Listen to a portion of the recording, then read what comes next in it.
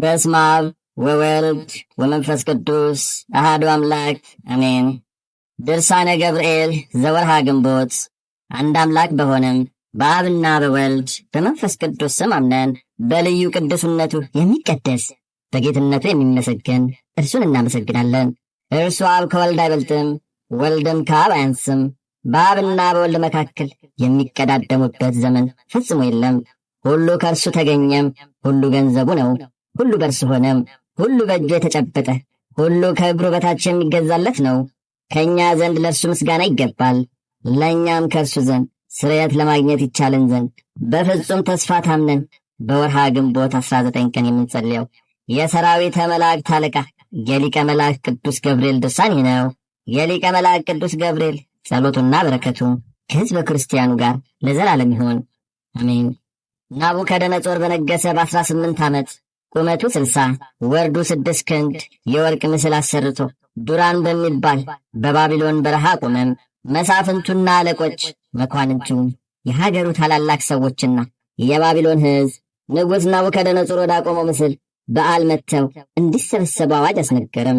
ንጉሡም በምስሉ ፊት በቆመ ጊዜም እናንተ የተሰበሰባችሁት ሕዝብ ሆይ የነጋሪት፣ የበገና፣ የመሰንቆም፣ የጸናጽል፣ የከበሮም፣ የቃጭል ድምፅ ዜማን በሰማችሁ ጊዜም ንጉሡ ላቆመው የወርቅ ምስል ስገዱ፣ ያልተገዛና ያልሰገደ ግን በሚነድ የእሳት ጉድጓድ ውስጥ ይጣላል ብሎ ንጉሡ አዟል ሲል አዋጅ ነጋሪው በታላቅ ቃል አሰምቶ ተናገረም። ሕዝቡም ሁሉ እንደታዘዙት የነጋሪትና የበገና የመሰንቆና የዛጉፍ የቃጭል ዜማ መሳሪያ ድምፅን በሰሙ ጊዜ ናቡከደነጾር ላቆመው ምስል ሰገዱ፣ ተገዥነታቸውንም ገለጡ። ከዚህ በኋላ የፋርስ ሰዎች ወደ ናቡከደነጾር መጥተው ንጉሥ ሆይ አንተ ለዘላለም ኑርልን፣ አሕዛብ ሁሉ የነጋሪት የበገናም የመሰንቆና የጸናጽል የከበሮና የዜማ ድምፅን በሰሙ ጊዜ መጥተው ናቡከደነጾር ላቆመው ምስል እንዲሰግዱ እንዲገዙ ጥብቅ ትእዛዝን አስተላልፈህ ነበር። ነገር ግን በባቢሎን አውራጃ የሾምካቸው ሲድራቅና ሚሳቅ አብድናጎም የተሰኙ አይሁዳውያን ትእዛዝህን አላከበሩም፣ አምላክህንም አላመለኩም፣ ላቆምከውም የወርቅ ምስል አልሰገዱም ብለው ወነጀሏቸው። ያን ጊዜ ንጉሡ ናቡከደነጾር በኃይል ተቆጣም። ሲድራቅና ሚሳቅን አብድናጎንም አምጧቸው ብሎ አዘዘም። መጥተውም በፊቱ ቆሙ። ከዚህ በኋላ ናቡከደነጾር እናንተ ሲድራቅና ሚሳቅ አብድናጎ ሆይ በእኔ አምላክ አናመልክም አንሰግድም ማለታችሁ እውነት ነውን? አላቸው። አሁንም ምናልባት በእንቢተኝነታችሁ ጸንታችሁ የነጋሪት፣ የበገና፣ የዛጉፍ፣ የጸናጽል፣ የከበሮና የዜማ ድምፅን በሰማችሁ ጊዜ ላቆምኩት ምስል ባትሰግዱ በሚነድ የእሳት ጉድጓድ ውስጥ ትጣላላችሁ። በዚያን ጊዜም ከእጄ የሚያድናችሁ አምላክ እንደሌለ እወቁ አላቸው። ሲድራቅና ሚሳቅ አብድናጎም ንጉሥ ሆይ ይህን ትእዛዝህን ልንቀበለው አንችልም፣ አምላክህንም አናመልክም፣ ለሠራኸው የወርቅ ምስልም አንሰግድም።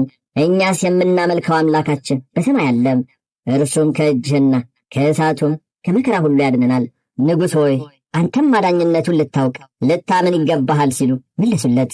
በዚህም ጊዜ ንጉሡ ናቡከደነጾር በሲድራቅና በሚሳቅ በአብድናጎም አነጋገር በኃይል ተቆጣ። ፊቱ ሁሉ ተለወጠም።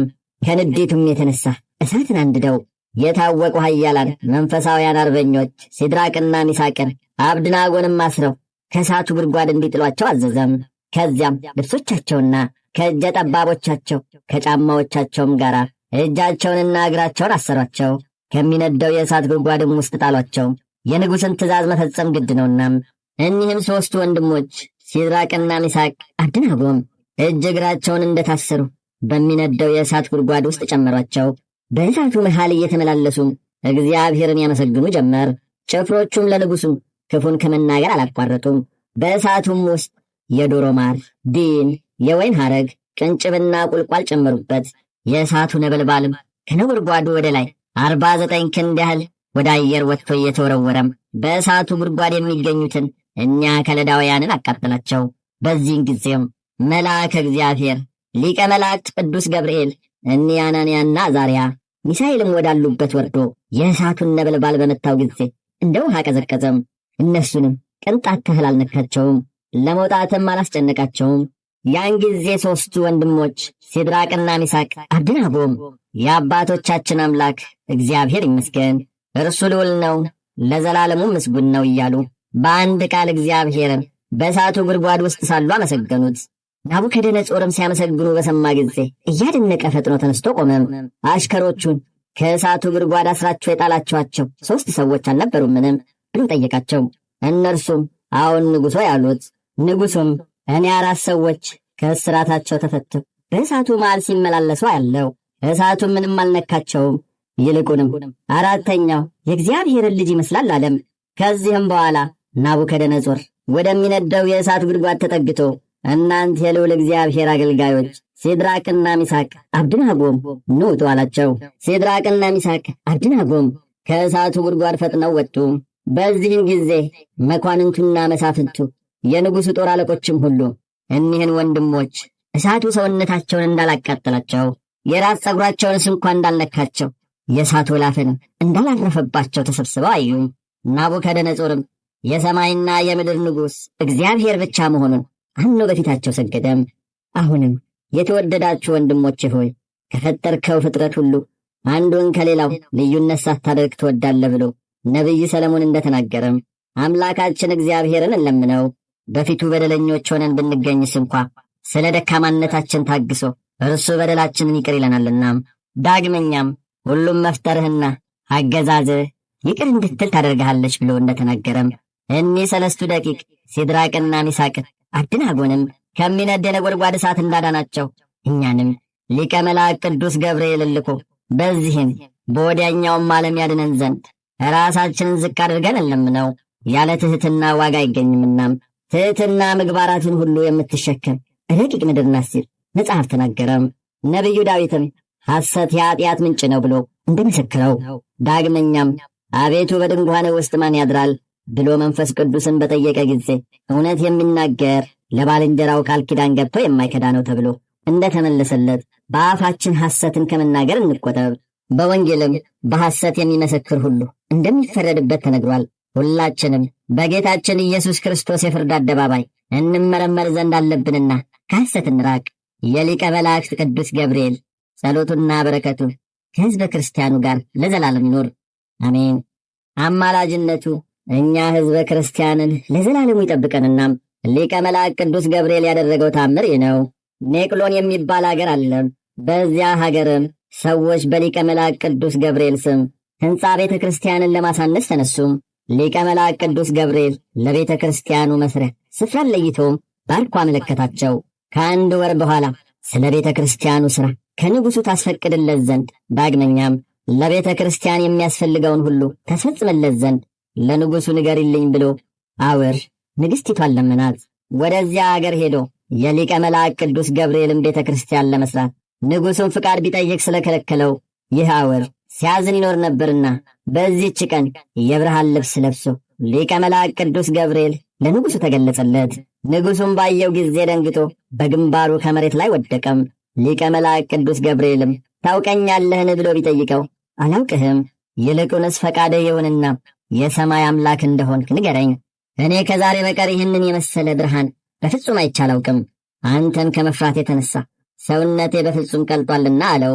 ሊቀ መላእክት ቅዱስ ገብርኤልም እኔስ ንጉሥም አምላክም አይደለሁም፣ ነገር ግን ንጉሠ ነገሥት እግዚአ አጋዕዝት የሰው ሕይወት በመሃል እጁ የተያዘ ሰማይና ምድርን የፈጠረ አምላከ ጽድቅ የእርሱ አገልጋዩ ነኝ እንጂ ሲል ገለጸለት።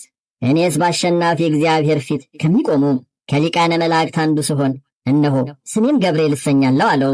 ዓለሙን ሁሉ የሚገዛ የእሱ መልአከ ኃይሉ እኔ ነኝ። የፍጹም ደስታን የምሥራች የምናገር እኔ ነኝ። የምድር ነገሥታት ሁሉ ለሥልጣኑ ተገዥ የሆኑ ድሆችን የሚያከብራቸው፣ ትዕቢተኞችን የሚያዋርዳቸው፣ የፈቀደውን የሚያደርግ ያሰበውንም የሚፈጽም እርሱ ወልደ እግዚአብሔር ንጽሕት ድንግል ከሴቶች ሁሉ ተለይታ የተባረከች ንግሥት ድንግል ማርያም ከሥጋዋ ሥጋ ከነፍሷ ነፍስ ነስቶ ሰው ከመሆኑ አስቀድሞ የአዲስ ልደቱን ምሥራች ያመጣሁኝ እኔ ነኝ። ሊቀ መላእክት ቅዱስ ገብርኤልም እነሆ አሁን የምነግርህን ካልሰራህ የማዝህን ትእዛዝም ተቀብለህ ካልፈጸም እነሆ አጠፋለሁ ብሎ በሚያስፈራና በሚያስደነግጥ ቃል ተናገረው። ንጉሡም አቤቱ ጌታዬ ለክብር ምስጋና እያቀረብ ያዘዝከኝን ሁሉ ፈጽማለሁና የማደርገውን ንገረኝ አለው። ሊቀ መላእክት ቅዱስ ገብርኤልም ማለዳ ተነስተህ እንደተገለጽኩልህ እንዳነጋገርኩህም ለንግሥቲቱ ነግርሃት ወዳጄ አውረን ወደ አገሩ ይሄድ ዘንድ አሰናብተው። እንደ ተጻፈው የቤተ ክርስቲያኑን አደራ ሁሉ ለአውር ሰጠው። ለቤተ ክርስቲያኑ ሕንፃ ማሰሪያ የሚሆነውን ሁሉ ልዩ ልዩ የጌጡን አይነት እንዳትዘነጋ ተጠንቀቅ። በትእዛዙም መሠረት ፈጽመ ብትገኝ በመንግሥት እጠብቅሃለሁ። በዘመንም ሁሉ የሚቃወም ቢነሣ አጠፋልሃለሁ። ይህንንም ከነገረው በኋላ ሊቀ መላእክት ቅዱስ ገብርኤል ከእርሱ ተሰወረም።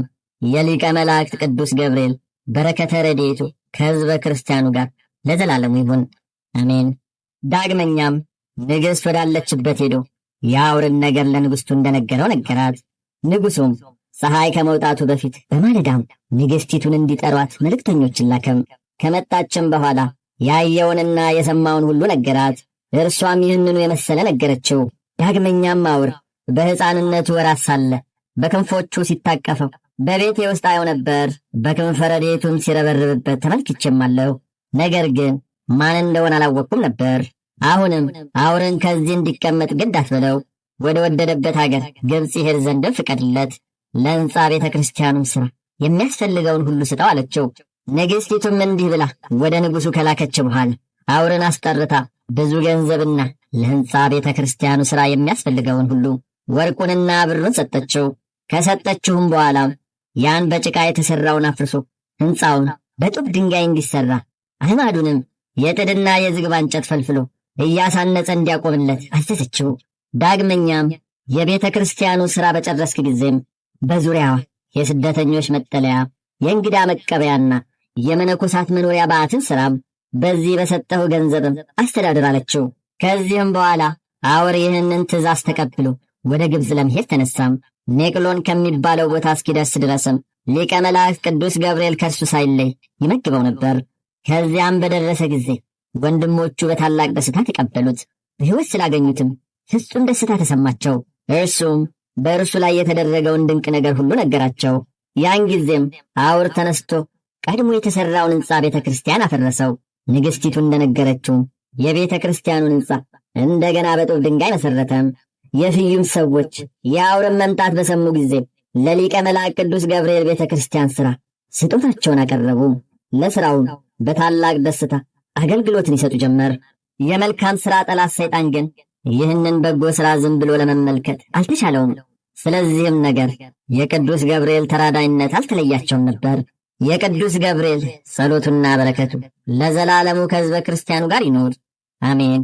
የሊቀ መላእክት ቅዱስ ገብርኤል ጸሎቱና በረከቱም ለዘላለሙ ከክፉ ነገር ይጠብቀን፣ ወደ በጎ ነገርም ይመልሰንና አቅሮንዮስን ሚናስንና ዲሙስሪያን ከአናብስ ጉድጓድ እንዳወጣቸው የሚናገር የሊቀ መላእክት ቅዱስ ገብርኤል ታምር ይህ ነው። እኒህ ሰማዕታት ምስጋና በሚገባው በጌታችንና በአምላካችን በመድኃኒታችን ኢየሱስ ክርስቶስ ስም ስላመኑ ንጉሡ ዲዮቅልጥያኖስ ወደ አናብስ ጉድጓድ ጣላቸው። ሊቀ መላእክት ቅዱስ ገብርኤልም ከሰማይ ወርዶም ከተጣሉበት የአንበሳ ጉድጓድ አወጣቸው። ከቀናች ሃይማኖታቸው እንዳይናወጹ አጸናቸው። በሰማያዊት መንግሥት የሰማዕትነት አክሊል እስከሚቀዳጁ ድረስም አረጋጋቸው። ከዚህም በኋላ ከእነርሱ ተሰውሯቸው በታላቅ ክብር ወደ ሰማይ አረገም። ጠላታችን እርጉም ዲያብሎስ በክፋቱ እንዳይናጠቀን ሥራችንንም ሁሉ ያለ ሕማምና ያለ ሐኬት እንሠራ ዘንድ የሊቀ መላእክት ቅዱስ ገብርኤል አማላጅነቱ ከሁላችን ከሕዝበ ክርስቲያኑ ጋር ይሆን በየጊዜውና በየሰዓቱ እስከ ዘላለሙ አሜን።